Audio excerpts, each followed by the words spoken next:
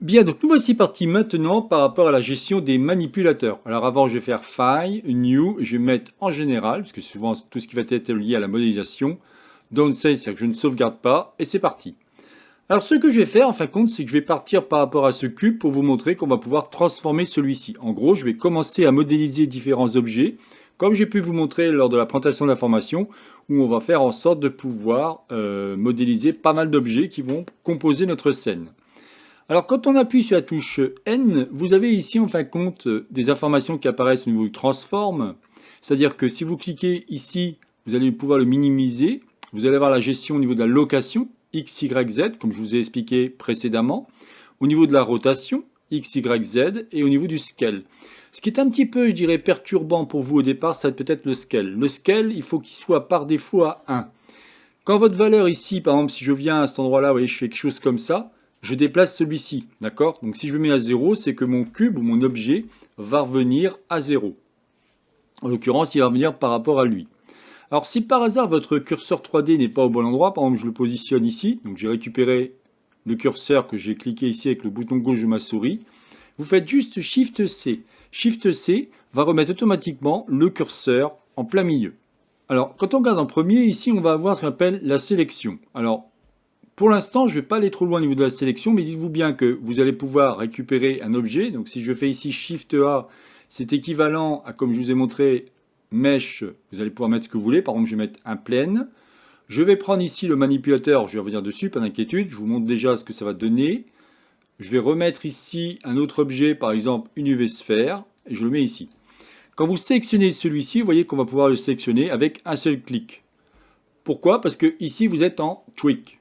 On va pouvoir aussi appuyer sur la touche B et vous aurez ce qu'on appelle une sélection rectangulaire. Vous l'avez sinon ici, vous voyez directement.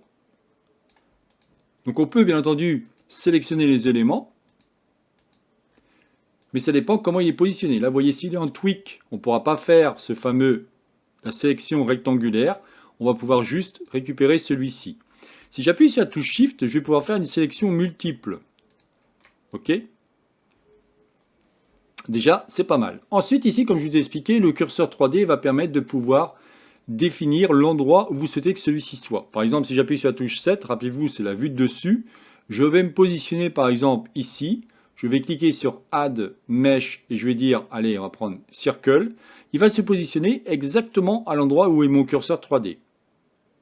Ce qui est très intéressant, c'est que vous avez par exemple le manipulateur qu'on appelle Move. Le Move va permettre de pouvoir déplacer celui-ci. Alors si je le mets plutôt comme ça, il va pouvoir déplacer celui-ci sur les trois axes, en l'occurrence X, Y, Z. D'où la couleur des flèches. Vous voyez qu'on a ici X, ici Y, et alors j'ai dit, je n'étais pas au bon endroit, voilà, ici Y, voilà, et ici on aura Z. Je fais un CTRL Z pour revenir, mais ce n'est pas très important. J'appuie sur la touche X pour supprimer celui-ci pour l'instant. Bien. On va donc cliquer ici. On va supprimer aussi celui-ci. Ici, supprimer celui-ci. On va juste se concentrer pour l'instant sur le fameux rectangle. On va juste se concentrer sur le fameux cube. Vous avez vu qu'il y a donc des flèches. Ces flèches vont permettre de pouvoir déplacer celui-ci. Alors, à vous de voir si vous souhaitez utiliser les manipulateurs ou alors les raccourcis clavier que je vais vous donner au fur et à mesure. Vous avez vu qu'avec les flèches, c'est très cohérent, on sait de suite, on comprend de suite ce qu'il faut faire, d'accord? Comme je vous ai expliqué ici, si vous mettez 0, il va revenir là où il doit être au niveau des positions. Vous voyez, je remets à chaque fois 0, il va bien se repositionner là où il était au début. Comme je vous ai expliqué, au niveau du curseur 3D, si vous faites Shift C, vous replacez le curseur 3D par rapport à ce qu'on appelle le centre du monde. Bien entendu, il existe plein de façons de travailler. Par exemple, si je vais cliquer en appuyant sur la touche G, je peux donc déplacer mon objet de manière libre. Si j'appuie sur le bouton milieu de ma souris, regardez, en fonction de l'axe où je suis, je vais pouvoir le déplacer en laissant mon doigt appuyer sur le bouton milieu de ma souris. Je vais pouvoir le déplacer soit sur l'axe Y, soit sur l'axe X, soit sur l'axe Z. Je reviens là où il était. On peut aussi faire par exemple touche G et touche Y. Et là, on va contraindre celui-ci sur l'axe Y. Si je veux X, j'appuie sur X, je contrains sur l'axe X Et si je veux Z, j'appuie sur Z et je contrains celui-ci. Quand vous déplacez votre objet, quelle que soit la manière que je vous ai expliqué, si vous faites, mettons, G, Y, je fais ça, vous avez automatiquement des informations qui vont apparaître en bas. Ce sont des boîtes, en fin de compte, qui vont vous aider à continuer si vous souhaitez. Par exemple, vous l'avez déplacé de 2,94 mètres et vous pouvez changer celui-ci en déplaçant. Vous voyez, il n'y a aucun souci. Par contre, dès que vous allez toucher un autre outil, automatiquement, ces options vont disparaître puisque ça prendra en compte les options de l'autre outil. Donc faites attention à ça, c'est très important. Donc là, ce que je peux faire, c'est bouton gauche de ma souris, je clique, je laisse mon doigt appuyé et je vais tout en bas. Automatiquement, la totalité est sélectionnée. Je mets 0, il l'a fait automatiquement, et je fais ça. Je reviens là où c'était. Ce qui est très intéressant avec les manipulateurs, c'est que vous pouvez aussi, si vous souhaitez, verrouiller un axe. Vous avez ici les axes, vous voyez, on a un petit cadenas. Si d'un seul coup je fais ça, je vais pouvoir verrouiller celui-ci. On voit bien ici que mes flèches disparaissent. Regardez, je prends X, X disparaît, si je prends Z, Z disparaît, et ainsi de suite. On retrouvera la même chose par rapport aussi à la rotation.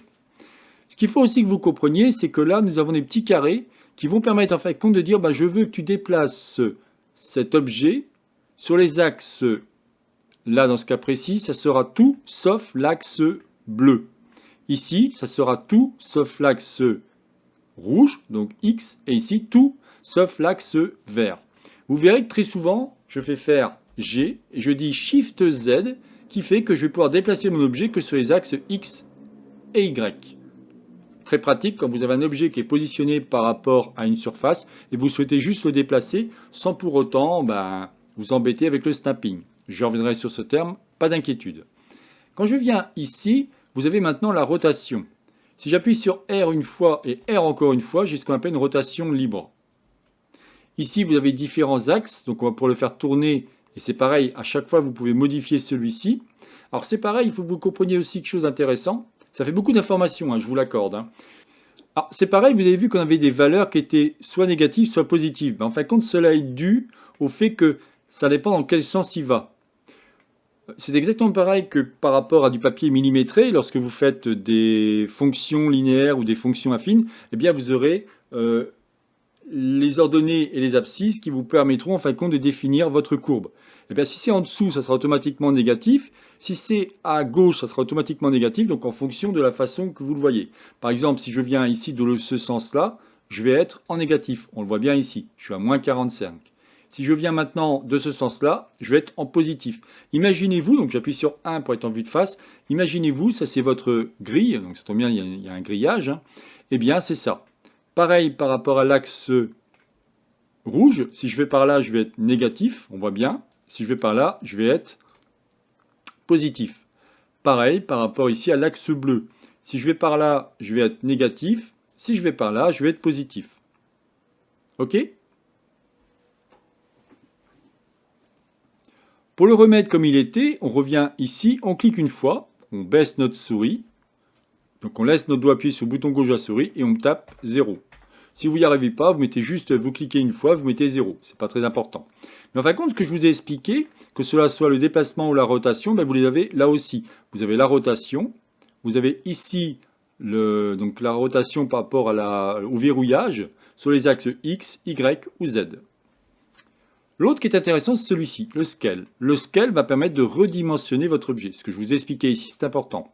Donc si je viens sur le cercle qui va être blanc, je fais ça, je vais pouvoir le redimensionner de manière proportionnelle. Vous voyez que lui, en fin de compte, a grossi, on n'a plus une valeur de 1. Si pour X raison ici, je remets 1, là, je le remets comme il était. D'accord? Vous verrez qu'il y a des subtilités par rapport à ça, mais on y reviendra en temps voulu. Ensuite, quand je viens ici, je vais pouvoir évidemment dimensionner celui-ci comme ça, donc sur les axes X, Y ou Z. D'accord?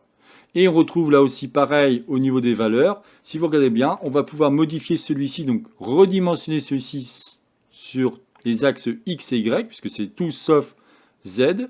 Ici, ça sera tout sauf l'axe Y, et ici, tout sauf l'axe X. OK?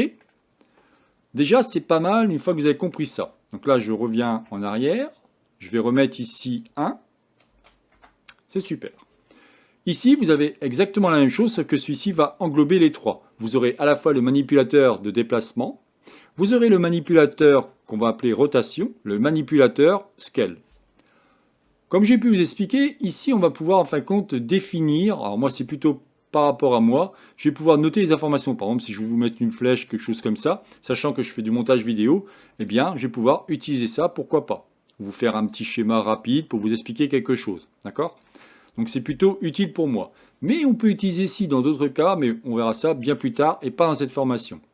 Et ici, c'est ce qu'on appelle les miseurs, c'est que vous allez pouvoir mesurer celui-ci. Alors si je vous montre rapidement, j'appuie sur la touche CTRL, vous voyez, on a une espèce de petit carré, je laisse mon doigt appuyé, et là il me dit, en laissant mon doigt appuyer sur la touche CTRL, ça fait 2 mètres.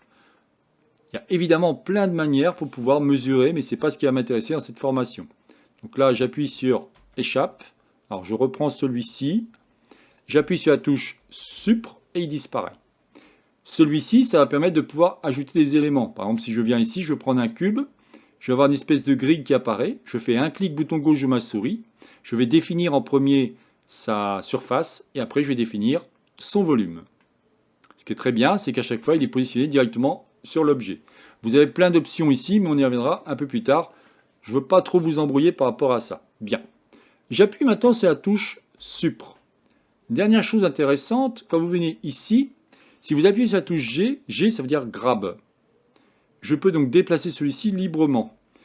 Au départ, je vais utiliser les manipulateurs pour vous aider, mais après, je commencerai à utiliser les raccourcis clavier. Donc on va dire que 2-3 vidéos, je vais utiliser les manipulateurs, puis après, au fur et à mesure, je vais vous montrer qu'il faut mieux prendre les raccourcis clavier, comme je vous ai expliqué. La règle d'or par rapport à la modélisation en 3D, c'est une main sur le clavier, une main sur la souris. Ce que je voudrais faire donc par rapport à ma première modélisation, c'est cliquer ici. Alors, je suis en mètre, j'aime pas trop le mètre, donc je vais venir plutôt où c'est marqué scène. Je vais cliquer sur l'onglet qu'on appelle Unit, et là je vais plutôt me mettre en centimètres. Comme ça j'ai 200 cm, c'est très bien. Ici, je veux qu'il fasse 120. Je tape donc 120. Très bien. Ici, je veux qu'il fasse 30. Je tape 30. Et ici, je veux qu'il fasse 4. Je vais donc avoir une planche comme ça, c'est exactement ce que je cherchais à faire. Donc vous avez bien les dimensions par rapport à ça. Vous voyez que rapidement, sans avoir fait pour l'instant de la modélisation, grâce au manipulateur, on va pouvoir directement dimensionner ou alors mettre les mesures qui vont être ici. Ensuite, ce que j'aimerais faire, ça serait de pouvoir dupliquer celui-ci. Eh bien, dans ces cas-là, je vais faire ici Objet. Je vais choisir quelque chose qui va s'appeler Duplicate Objet. C'est marqué Shift D. Je fais un clic. Là, vous voyez que j'ai un mouvement libre. Je vais appuyer sur Y pour forcer ma contrainte et je vais me mettre à peu près ici. Vous verrez que ces planches, on va les modifier au gré de notre scène qui va bien entendu évoluer. Ensuite, ce que je vais faire, c'est vouloir répéter la planche à la fois au niveau de son décalage et le déplacement. Eh bien, si vous allez ici dans Edit, vous avez quelque chose qui s'appelle Repeat Last, Shift R. Et vous voyez qu'automatiquement, vous répétez l'information. Je refais encore une fois Shift R et encore une fois. Voilà, on a à peu près le premier objet qui m'intéressait. Bien entendu, il y a plein de manières de faire. Donc pour l'instant, vous voyez, c'est marqué ici une collection. Une collection, on va le prendre comme un groupe. Un groupe où on va pouvoir mettre plusieurs objets dedans. Pour l'instant, prenez-le comme ça. Je vais faire un double clic au niveau du outliner et je vais l'appeler planche. Juste ça pour l'instant. OK? Partant de là, je vais donc sauvegarder mon fichier. Donc je vais cliquer sur File et je vais cliquer sur Save As. Là, je vais créer un nouveau dossier. Je vais l'appeler donc 6. Et je vais l'appeler planche, puisque c'est fait partie du manipulateur. Alors on pourrait marquer, pour que vous puissiez retrouver les petits, manipulateur, et je mets planche.